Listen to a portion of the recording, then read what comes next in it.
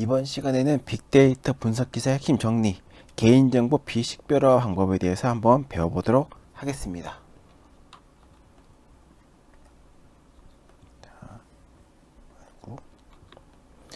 자, 먼저 데이터 비식별화의 어떤 그 기법들을 배우기 전에 비식별화가 무엇인지 한번 그 정의부터 한번 쭉 살펴보고서 넘어가도록 하겠습니다. 자, 비식별 정보는 뭐냐? 정보의 집합물에 대하여 그 개인정보 비식별 조치 가이드라인에 따라서 적정하게 비식별 조치된 정보를 말하는 것이고요. 비식별 조치는 그럼 뭐냐? 정보 집합물에서 개인을 식별할 수 있는 요소를 전부 또는 일부 삭제하거나 대체된 방법, 그 비식별 방법이라는 것이죠. 방법을 통해서 개인을 알아볼 수 없도록 하는 조치이다 라는 것이고, 비식별 정보 활용, 비식별 정보는 개인정보가 아닌 정보로 추정되므로 정보 주체로부터 별도 동의 없이 해당 정보를 이용하거나 제3자에게 제공 가능하다는 것이고요. 불특정 다수에게 공개되는 경우에는 다른 정보를 보유하고 있는 누군가에 의해서 해당 정보 주체가 식별될 가능성이 있으므로 비식별 정보 공개는 원칙적으로 금지된다. 그래서 원칙적으로는 그러니까 아무에게 불특정 다수에게 공개하면 안 된다는 것이죠. 그리고 비식별 정보 보호, 비식별 정보는 개인정보가 아닌 것으로 추정되지만 새로운 결합 기술이 나타나거나 결합 가능한 정보가 증가하는 경우 정보 주체가 재식별될 가능성이 존재한다는 것이죠. 항상 그런 위험이 항상 있습니다. 비식별 정보를 처리하는 자가 해당 정보를 이용하는 과정에서 재식별하게 된 경우에는 해당 정보를 즉시 처리 중지하고 다시 파기한다는 것이죠. 식별자, 속성자에 대해서 보도록 하겠습니다. 식별자는 뭐냐? 개인 또는 개인과 관련한 사물에 고유하게 부여된 값 또는 이름을 말하는 것이죠. 그러니까 우리 사람으로 말하면 주민등록번호 같은 걸 말씀드릴 수 있는 것이고요. 활용 같은 경우는 데이터셋에 포함된 식별자는 원칙적으로 삭제 조치를 해야 된다는 것이죠. 그 다음에 이게 결국 그 주민등록번호 같은 게 삭제해야 한다는 것이고요. 자, 일단 데이터 이용 목적상 필요한 식별자는 비식별 조치 활용한다는 것이고, 종류를 한번 보면 예시를 본다면은 그 뭐 고유 식별 정보 성명, 그다음에 상세, 그 고유 식별 정보가 약간 주민등록번호 같은 것이죠. 그다음에 성명, 상세 주소, 그다음에 전화번호, 건강보험번호, 그다음에 계좌번호. 이 건강보험번호 같은 경우는 유일한 유니크한 그 넘버이기 때문에 그런 것이고요. 계좌번호, 그다음 신용카드 번호, 면허번호, 자동차 번호, 그다음 사진, 뭐 지문, 이메일 주소 이런 것들을 우리가 비식별자라고 하는 것이고, 속성자 같은 게 뭐냐? 개인과 관련된 정보로서 다른 정보와 결합하는 경우 특정 개인을 알아볼 수도 있는 정보를 속성자라고 합니다. 데이터셋에 포함된 속성자도 그 데이터 이용 목적과 관련이 없는 경우에는 원칙적으로 그 삭제를 해라는 것이죠. 그 잠재적인 위험 자체를 그냥 줄이자는 것이죠. 데이터 이용 목적과 관련이 있을 경우 가명처리나 뭐 청교처리, 그 기법, 그 데이터 비식별 기법이죠. 기법을 활용해서 비식별 조치 후 활용하라는 것이고요. 개인 특성이나 그 예시를 보면은 개인 특성, 신체 특성, 뭐 신용 특성, 경력 특성, 뭐 전자적 특성, 가족 특성 이런 그 좀 더 상세한 그 특성들, 이런 어떤 그 고유 식별자가 아닌 그 외에 어떤 특성들 값을 말하는 것이고요.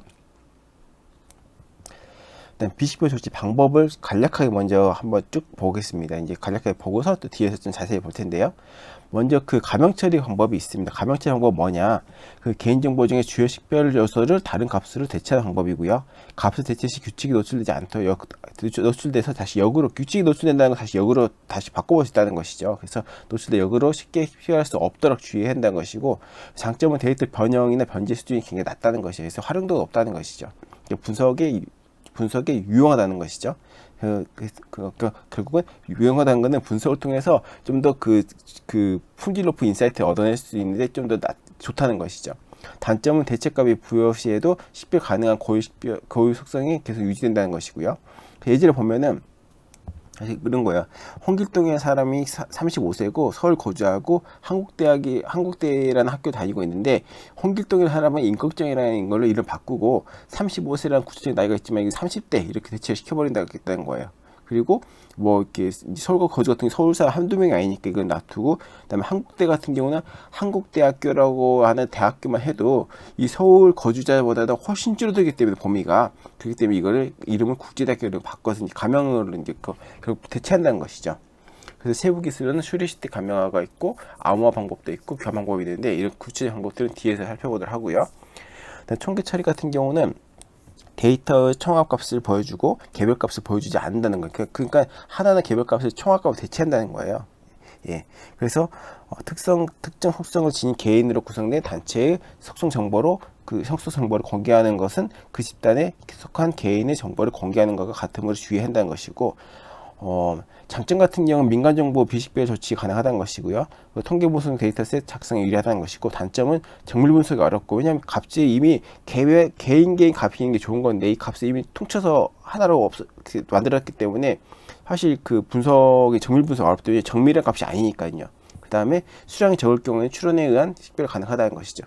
그러니까 1000개를 구했는데 사람 2명밖에 없어. 그 값 2개 합치면은 2개 합치면 1000개 값도 1000개는 그래 이게 좀 예측이 어려울 수도 있겠지만 평균을 낸다 그러면 조금 더 예측할 수가 쉬울 수도 있겠죠. 그리고 그렇기 때문에 이게 데이터 수량이 적으면은 조금 더 유추하기가 쉽다는 것이죠.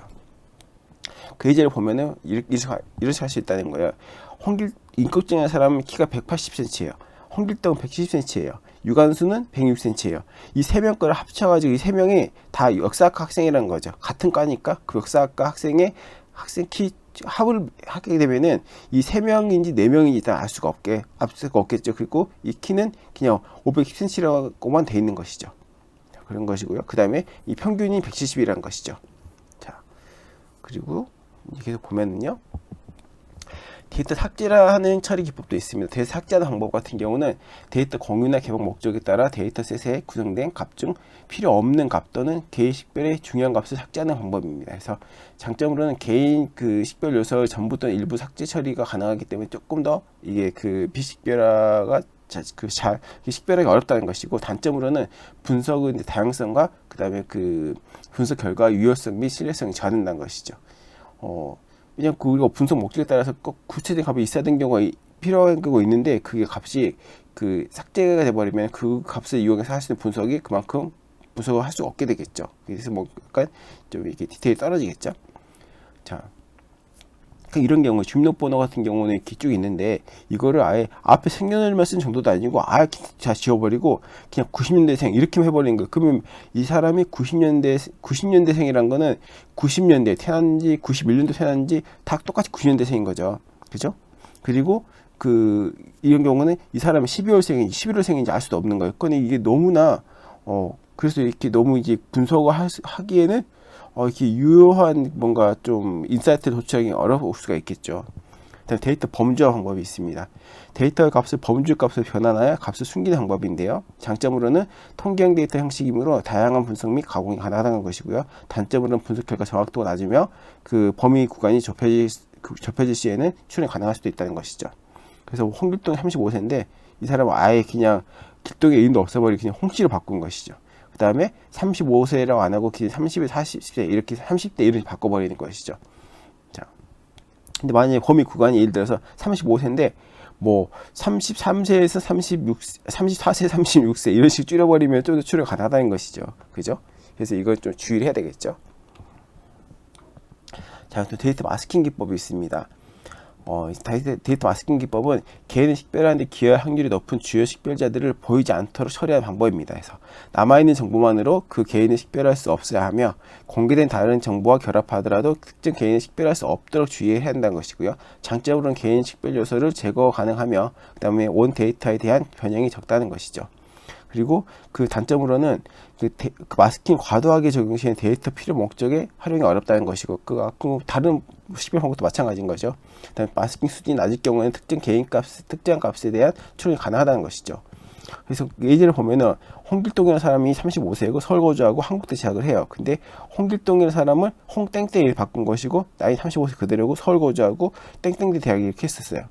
근데 이런 경우는 우리가 이거 데이터 마스킹 방법은 이해하기 쉬운 게 이거 말고 일상에서도 우리가 되게 유치한 장난이 하지만 친구들끼리 친구들이 뭐 예를 들어서 여기 홍길동에 홍땡땡이라 했지만은 사실 홍씨만 해도 그래도 만약에 홍씨도 흔치 않긴 하지만은 그래도 정말 흔치 않은 성들이 있어요. 근데 그런 성들이 친구들이 주변에 한 명씩 있다. 그러면은 우리가 그러죠. 누구누구가 이 자리 다녀갔어요. 근데 저도 이제 문득 생각나는 게 저 석사과정 때 저희 같이 수업 들었던 어떤 동료 중에서 왕씨 성을 가진 친구가 한 명 있었어요. 근데 제 기억에 아마 저희 그 대학원에서도 한 명 정도밖에 없었던 것 같아요. 근데 다른 한 분이 장난친다면서 여기 왕 XX 다녀갔음 이렇게 그 적어놓으면 웃기겠다라고 하는 거예요. 근데 그렇게 하면 거의 그 사람이란 게 알려지는 거죠. 왜냐하면 추론이 너무 명확하게 될 수 있는 거기 때문에.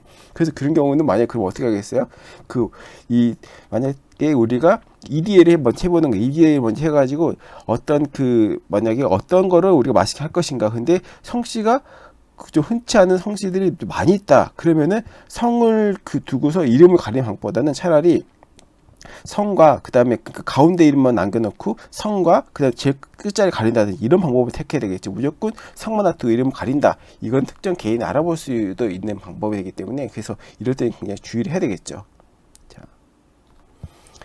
자, 그럼 이제 가명 처리 방법부터 시작해가지고 그 가명 처리 방법들이 갖고 있는 세부 기술들에 대해서 하나하나씩 살펴보도록 하겠습니다. 왜냐하면 이제 문제가 예전처럼 이것은 무슨 방법인가 해서 가명 처리입니다. 이런 문제가 아니에요. 요즘 문제들은 더 어려워지고 있기 때문에 이거는 어느 방법의 어떤 세부 기술인가요? 그렇게 짝을 물어보는 문제도 있고요. 아니면 세부 기술 자체를 물어보는 문제들도 있어요. 그렇기 때문에 이제는 세부 기술까지 명확하게 알고 계셔야 됩니다. 그래서 이렇게 장표를 준비해 본 것이고요. 먼저 휴리스틱 가명화를 살펴보도록 하겠습니다. 휴리스틱 가명화 같은 경우는 식별자에 해당하는 값들을 몇 가지 정해진 규칙으로 대체하거나 사람의 판단에 따라 가공하여 자세한 개인정보를 숨기는 방법이다. 식별자의 분포를 고려하거나 수집된 자료의 사전 분석을 하지 않고 모든 데이터를 동일한 방법으로 가공하기에 사용자가 쉽게 이해하고 활용 가능하다는 것이고요. 활용할 수 있는 대체 변수에 한계가 있으며 대체하는 일정한 규칙이 노출되는 취약점이 있어 규칙 수립 시 개인을 쉽게 식별할 수 없도록 주의해야 된다는 것이고요. 그래서 이런 좀 키워드 중심으로 하나하나를 딱 집어서 이렇게 암기하시는 게 좋을 것 같습니다. 자, 암호화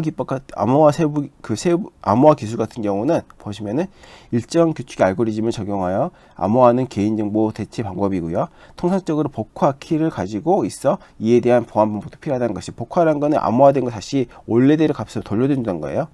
그리고 일방향 암호를 사용하는 경우는 이론상 복화가 원천적으로 불가능하다. 왜냐하면 일방향이니까요. 일방향 암호화는 식별성을 완전히 제거하는 것으로 양방향에 비해 더 안전하다. 왜냐하면 복화가 안 되니까. 그러니까 안전할 수밖에 없죠. 왜냐하면 이게 복화 키가 있는 게 복화 키가 유출되면은 복화가 가능할 수 있는데 이거는 아예 복화가 안 되는 거기 때문에 그래서 이거는 더 안전할 수 있다는 것이고요.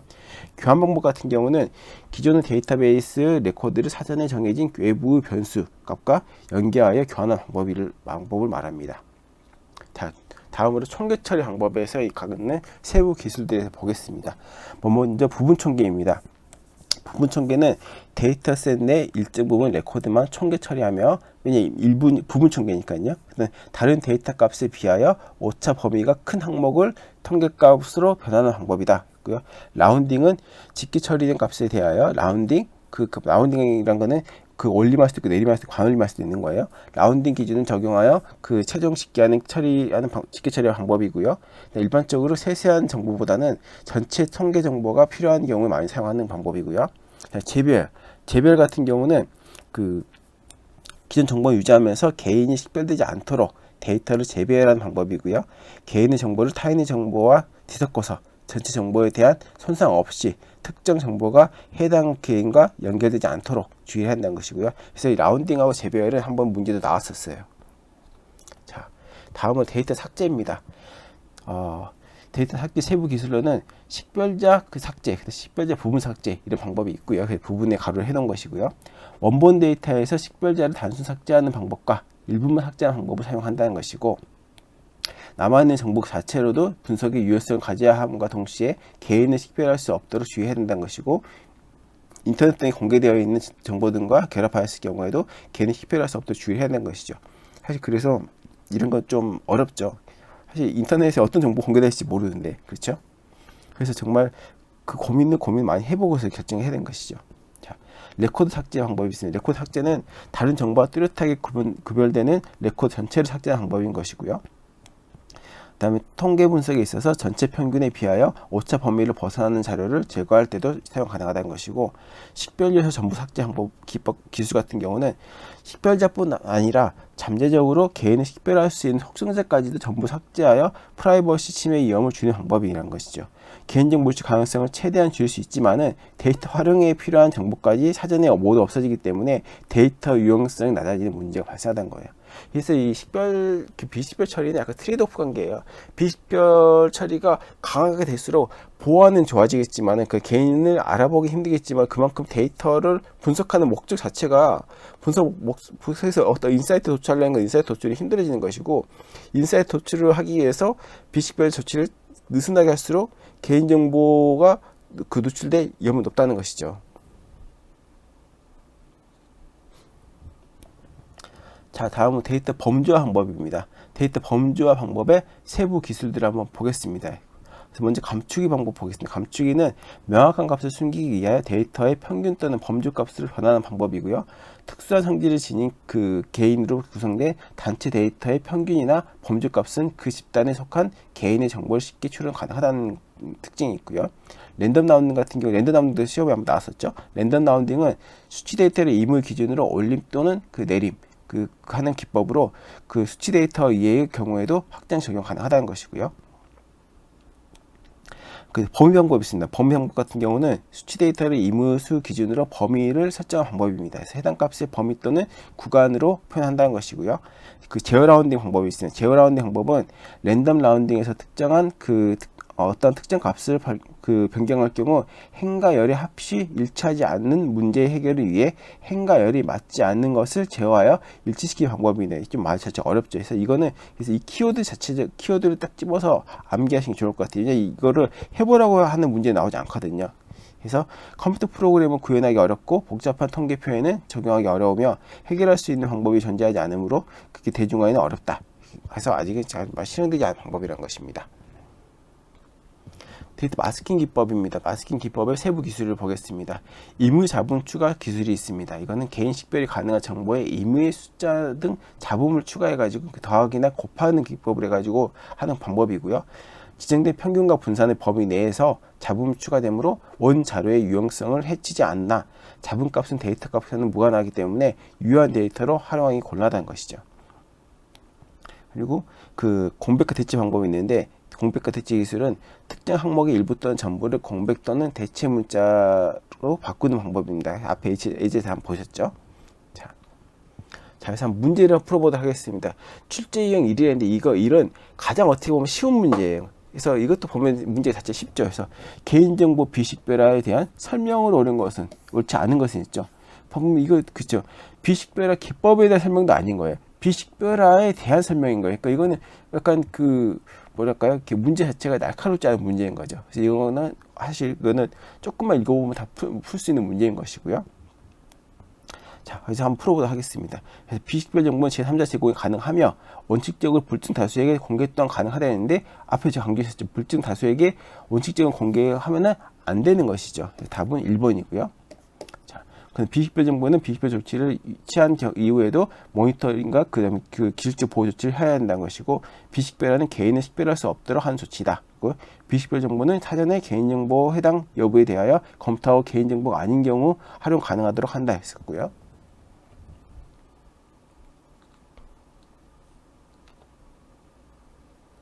자, 이 출제형 2번이에요. 출제형 2번은 조금 더 문제가 앞에 거보다 조금 더 어려웠다는 것이죠. 그래서 보면은 그 비식별화 자, 보겠습니다. 자, 비식별화 기법, 이제 기법에 대한 설명인 거예요. 기법의 설명으로 옳지 않은 것이 있습니다. 자, 데이터 마스킹 수준이 높으면 데이터를 식별 예측하기 쉬워진다. 마스킹 수준이 높다는 거는 그만큼 비식별이 잘 됐다는 거예요. 그럼 예측하기가 어려워지죠. 쉬워진 게 아니죠. 어려워지는 것이죠. 답은 1번이고요. 나머지 다 맞는 답이죠.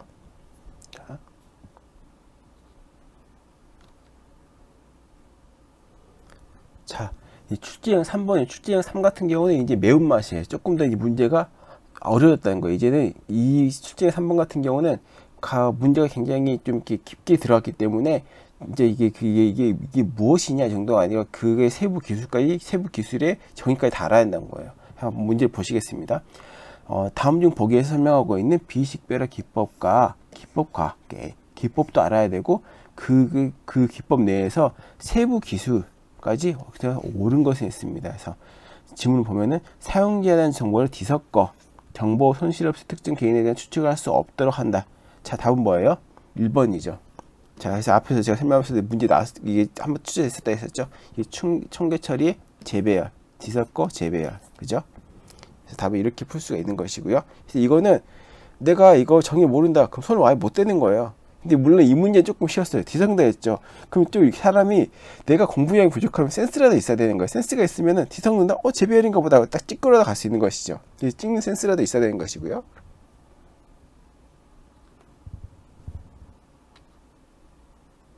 계속해서 살펴보도록 하겠습니다. 자, 데이터의 일부 또는 전부를 삭제하거나 노이즈를 추가하는 비식별화 기법으로 옳은 것을 했습니다.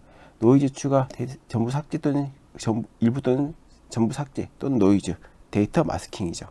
답은 4번입니다.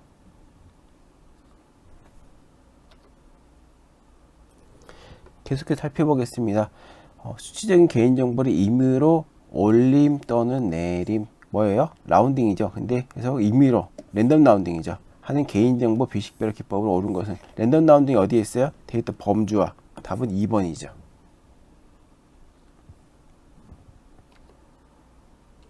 계속해서 보겠습니다. 개인정보 비식별 조치에 대한 설명을 옳지 않은 것을 했습니다. 옳지 않은 것은, 근데 데이터 범주화는 개인정보 중 주요한 식별 정보를 삭제하는 거다. 왜 범주화하고 삭제를 해요? 딱 너무 답이 명확하잖아요. 이건 뒤 안 읽어봐도 되는 거죠. 답은 1번입니다. 자, 데이터 그럼 범주화는 뭐예요? 데이터 범주화는 데이터에 해당 그룹의 대표값이나 구간값으로 변환하여서 원래 값을 숨기는 기법이에요. 데이터 근데 식별 정보 삭제하는 그 데이터 삭제죠. 그죠? 답은 1번입니다. 자, 계속해서 보겠습니다. 이거는 굉장히 쉬운 문제. 이거는 출제자 의도를 모르겠어요. 그냥 거저 주는 문제 같은데, 총계 처리 기법의 단점으로 옳지 않은 것을 했습니다. 총계 처리는 비식별화가 불가능하다. 그럼 이건 비식별화 기법이라고 볼 수가 없는 것이죠. 불가능한데, 그죠? 그러면 이거 답이 너무 명확하잖아요. 그러면 비식별화, 그쵸?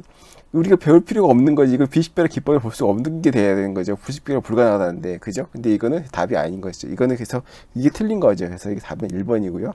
자, 이건 이제 거저주는 문제라고 볼 수 있습니다. 자, 계속해서 살펴보겠습니다. 개인정보 비식별화 기술에 대한 설명을 옳지 않은 것은 했습니다. 자, 총계 처리, 데이터의 총합값을 처리하여 개별 데이터의 값을 보이지 않도록 하는 방법이다. 가명 처리, 개인 식별에 필요한 중요한 데이터를 식별할 수 없도록 다른 값으로 변경하는 방법이다. 범주화, 데이터의 값을 범주의 값으로 변환하여 값을 변경하는 방법이다. 데이터 마스킹, 개인 식별에 중요한 데이터 값을 삭제하는 방법은 삭제가 아니죠. 삭제하는 데이터 삭제가 따로 있는데, 그죠? 답은 4번입니다. 그럼 데이터 마스킹이 뭐냐? 데이터 마스킹은 우리 앞에 봤지만 개인을 식별하는데 기할 확률이 높은 주요 식별자를 보이지 않도록 처리하는 방법입니다. 자, 그래서 답은 4번이 되겠고요. 자, 계속해서 살펴보겠습니다. 자, 다음 중 데이터의 노이즈를 추가함으로써 개인정보를 보호하면서 데이터 분석을 할 수 있는 방법으로 옳은 것은 했습니다. 자, 이게 K익명성, 다양성 이런 거는 사실 이것도 그 비식별화에서 배워야 될 내용들인데, 이건 사실 문제가 근데 직접 나온 적이 없어요. 그래서 이것까지 하면은 여러분들이 머리 터질 수 있기 때문에 이거는 그냥 아예, 이것도 사회 때 나오고 이거 용어 자체가 나오질 않아요. 그래서 이거는 그냥 아예 따로 공부 자체를 그냥 안 하셔도 크게 문제는 없을 것 같습니다. 네. 그리고 답은 3번인데, 그 개인정보 차등 보호 같은 경우는 그 통계나 수리적 방법으로 데이터를 변형하여 위험을 낮추거나 데이터의 그 수집 단계에서부터 그 직접 정보 보호 처리를 하는 등 방법을 통해 가지고 사용할 수 있는 방법입니다. 그래서 답은 3번이고요.